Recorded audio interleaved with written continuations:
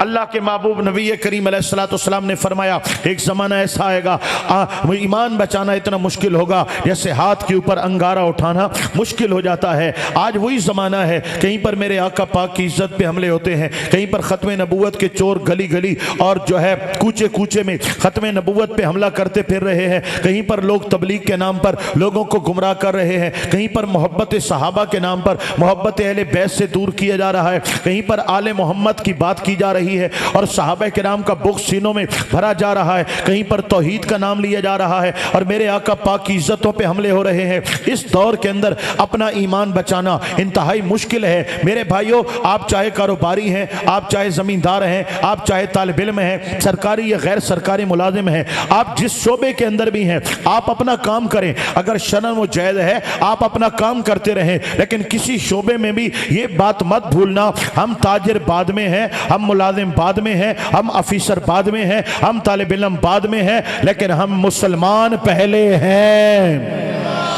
ایمان پہلے ہے میرے بھائیوں، ایمان پہلے ہے، لہذا ایمان کو بچاؤ، کیونکہ جو بے ایمان مر گیا وہ ہمیشہ ہمیشہ دوزخ میں ڈلے گا اور کبھی اس کو وہاں سے نکالا نہیں جائے گا۔ اس لیے گنہگار سے گنہگار بندہ بھی ہے، اگر ایمان زندہ رہ گیا اللہ پاک اس کی بخشش کرنے والا ہے۔ اللہ پاک چاہے تو بغیر عذاب کے سزا کے بخشش کر دے اور چاہے تو تھوڑی بہت سزا دے کے بخشش کر دے، لیکن جو بے ایمان مر گیا اس کی کبھی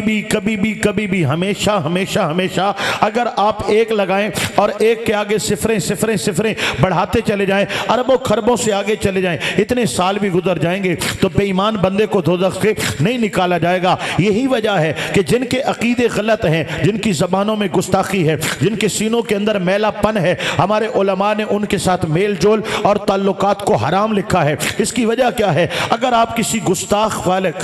مذہب والے کے ساتھ تعلق رکھیں گے، ہو سکتا ہے تعلق میں آپ کے دل میں کوئی وسوسہ پیدا کر دے، آپ کے ذہن میں کوئی شک پیدا کر دے اور آپ ایمان سے ہاتھ دھو بیٹھے، تو دوستیاں پہلے نہیں ہیں، ایمان پہلے ہے، رشتہ داریاں پہلے نہیں ہیں، ایمان پہلے ہے، ناطے اور تعلقات بعد میں ہیں، ایمان کی دولت پہلے ہے۔ اس لیے فرمایا جو بے ادب ہے، آقا پاک علیہ السلام کا بے ادب ہو یا انبیاء کرام علیہ السلام کا یا اللہ کی کتابوں کا یا ذات خداوندی کا یا صحابہ کرام کا یا ازواج رسول کا یا آل رسول کا، کسی کا بھی گستاخ ہے اس سے دور بہت دور رہو۔ ہو سکتا ہے کہ اس بدبختی کی وجہ سے، اس میل جول کی وجہ سے تیرے دل میں کوئی اپنے مسلک کے لیے، عقیدے کے لیے وسوسہ آ جائے اور شک آ گیا۔ ایمان کے لیے تو پختگی ضروری ہوتی ہے نا، جہاں شک آ جاتا ہے وہاں تو تباہی ہو جاتی ہے،